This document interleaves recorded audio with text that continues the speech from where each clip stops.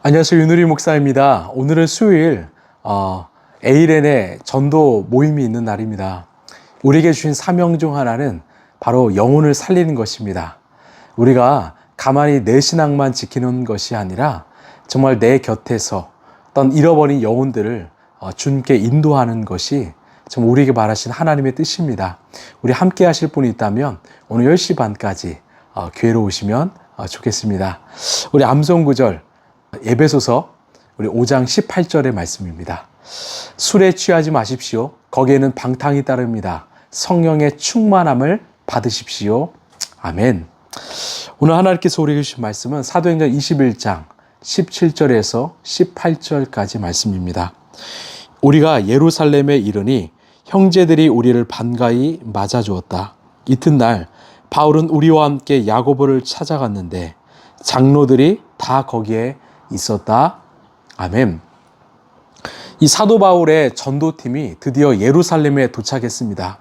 이 17절을 보면 우리가 예루살렘에 이르니 라고 기록되어 있습니다. 이는 긴 전도 여정의 시간이 지나고 정말 오랜만에 그리고 결국 예루살렘에 도착했다는 말입니다. 이 바울이 늘 왕래했던 예루살렘의 삶과 또 지금의 삶은 완전히 달랐을 것입니다.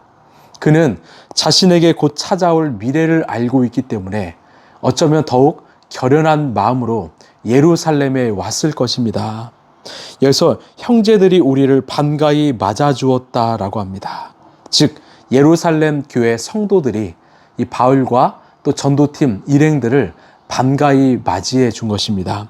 18절을 보시면 이튿날 바울은 우리와 함께 야고보를 찾아갔는데 장로들이 다 거기에 있었다. 아멘. 이튿날 바울은 일행과 함께 야고보를 찾아갔습니다. 여기서 야고보는 예수님의 제자 야고보가 아니라 바로 친동생 야고보입니다. 여러분 야고보는 어떤 사람입니까? 이 사도행전 15장에 이 기독교 역사상 최초로 예루살렘에서 개최되었던 교회 지도자들의 총회가 열렸지요. 그것이 기록된 장이 사도행전 15장입니다. 그 총회가 열린 주제는 이방인 그리스도인에 대한 할례 문제였습니다. 예수님을 영접한 이방인들이 할례를 해야 하는가 안 해도 되는가 이 문제로 열띤 공방이 벌어졌습니다. 이 문제로 인해서 오히려 초대교회가 분열될 수 있는 상황이었습니다. 그때 최종 판결을 내린 사람이 바로 야고보입니다.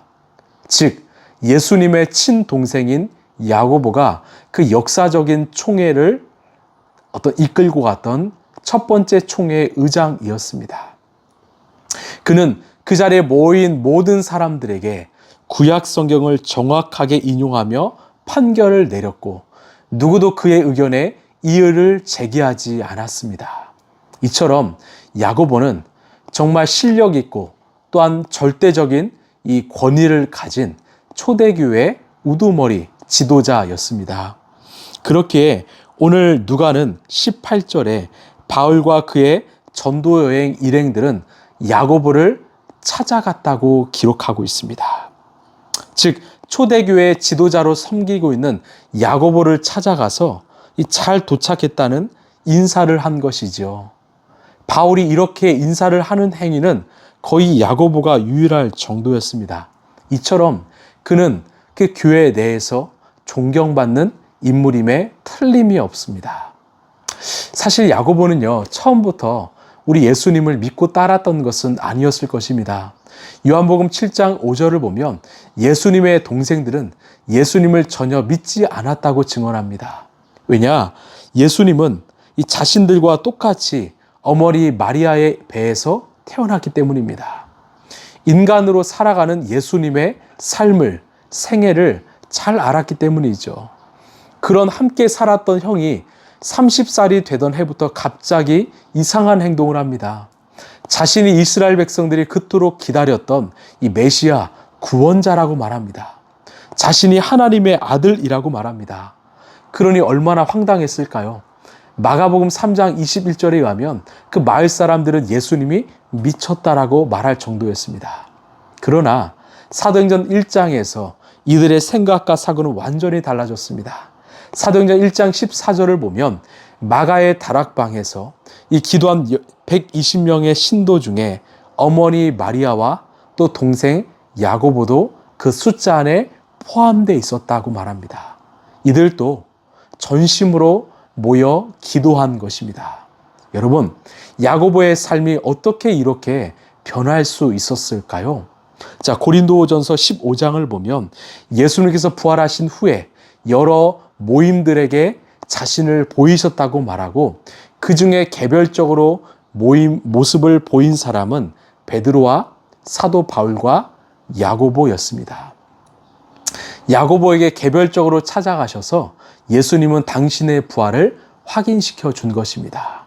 이처럼 예수님은 당신의 동생에게 지대한 관심과 깊은 사랑을 베풀어 주었고 그 야고보 역시도 그 예수님을 진실로 믿고 따르게 된 것입니다. 그리고 야고보는 훗날 초대교회의 우두머리 지도자가 되었고 야고보서를 기록한 저자가 된 것입니다. 여러분, 야고보의 삶이 위대한 이유는요, 바로 이 세상의 수많은 종교의 지도자들의 가족들은 횡포가 참 많기 때문이죠. 대표적으로 이슬람의 창시자인 이 마호메트가 죽고 그의 가족들이 서로 권력을 쟁취하기 위해서 싸웠고 그의 사촌 동생인 알리에 의해서 이슬람은 분열되었고 다양한 파로 나뉘었다고 이야기합니다. 이것은 야고보도 충분히 누릴 수 있는 권력이었습니다. 교회 지도자가 아니라 지배자로 군림할 수도 있었습니다.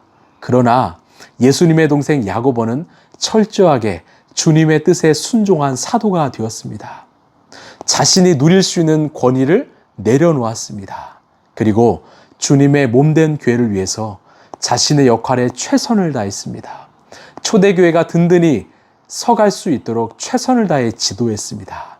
그리고 사도행전 21장을 끝으로 이 사도행전의 무대에서 조용히 퇴장하였습니다. 여러분, 우리 크리스찬들이 이 걸어야 될 길은 무엇일까요?